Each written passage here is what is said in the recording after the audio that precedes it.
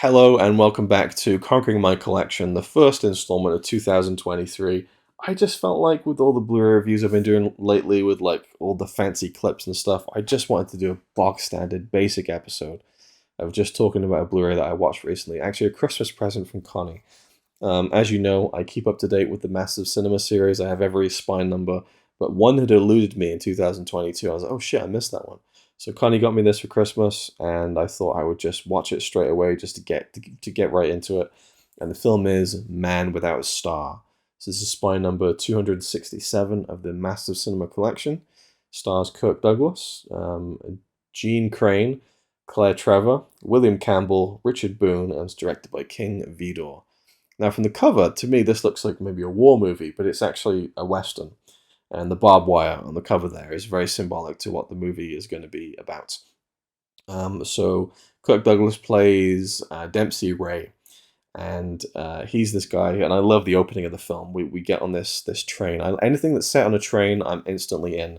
So this film really won over my my what did it win over? It won over something. It won over my tastes, I guess. No, it won over. Where am I going with this?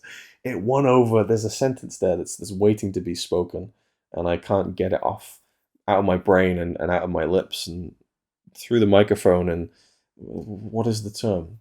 If a film starts with a big section on a train, then it's already won me over. How about that? Because I just love movies set on trains, sequences set on trains, and Kirk Douglas is playing this cattle herder called Dempsey Ray, who's just like lying there cool as a cucumber in this kind of on these bales of hay in this cart, this carriage.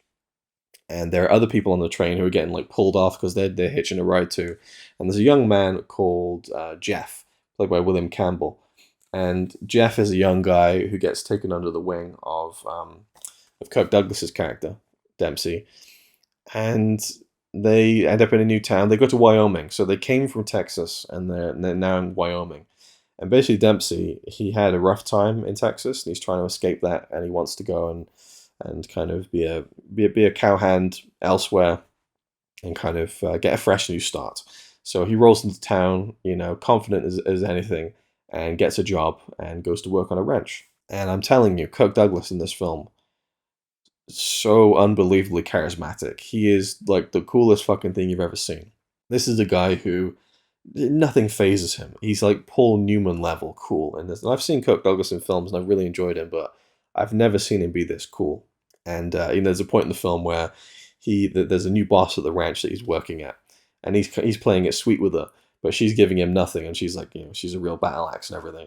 And he kind of like tries it on with her, like a kind of a cheeky comment when she's going for dinner, and she like completely shuts him down and like embarrasses him in front of everyone. At least a normal person would be embarrassed.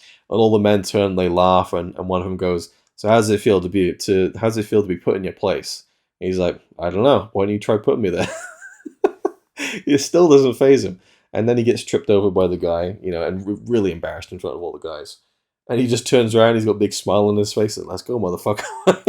Yeah, I just love this character of Dempsey Ray. And the young guy that he kind of takes on under his wing, Jeff.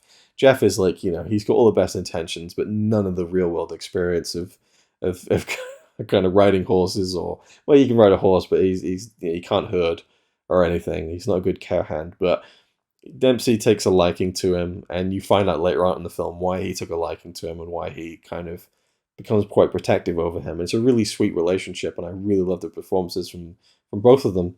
The performances from everyone in this film across the board were great. Nothing like that blows you away or anything like an Oscar-winning performance, but like really solid, believable, and fun characters to watch. And ultimately, it all comes down to like different ranches and different people who have different parts of the land, but the land is kind of government land, and so it's like you don't really own it, but they start putting up barbed wire kind of to fence off a certain section of grass for winter. But then the new boss, this woman on the ranch, she wants to take everything, and she has no interest in fair play.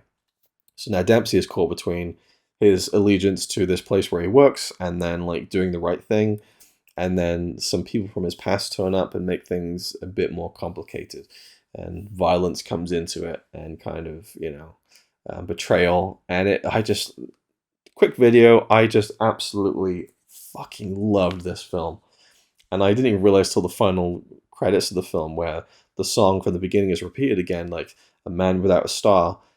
For me, I thought it meant like he's a man without the law. He doesn't have the sheriff's badge. That's what I thought it was referring to, a sheriff's badge or something. But he talks in the middle of the film about how, like, Jeff is saying, how do you know your way home? He's like, well, you just find your star in the sky and you follow it home. And he's like, well, what's your star? He's like, haven't got one.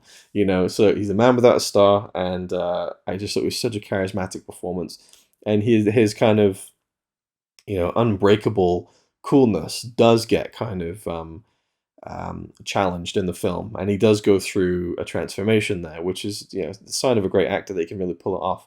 And there's a kind of simmering rage inside Dempsey that was really well portrayed by Kirk Douglas.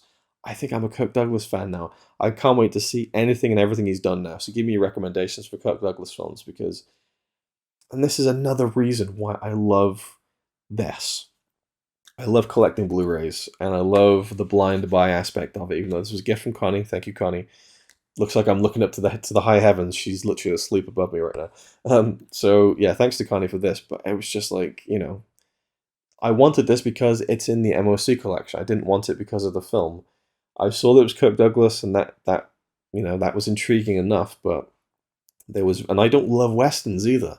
There's a great scrap at the end. There's a great fight at the end of this film too. And fair play to Kirk Douglas. He takes a nice fall off a train in this film. I thought, oh, that was a stuntman. Rolls over as Kirk Douglas with a big smile on his face. Like, there's some cool kind of actiony bits in the film too.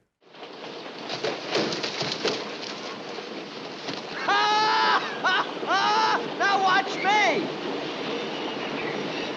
And I'm not the biggest fan of westerns, but I was just really drawn into the story, really invested in the relationship between Dempsey and Joe, and how Joe was being manipulated by other people. I was really engaged. I really wanted to find out what happened, and so it's the best kind of film. Simple little story, nothing groundbreaking, but the characters are so good. That's what makes a really great film for me, is when you love the characters, you're entertained by the characters, and you really want to know what happens at the end. And that's exactly what this film delivered. Is it a masterpiece? No, not at all. Is it a great film? No, but I loved it. I loved every second. This will be a new favorite for me, and definitely one of my favorite westerns now. I just thought it was fantastic. There we go. That's all I got to say.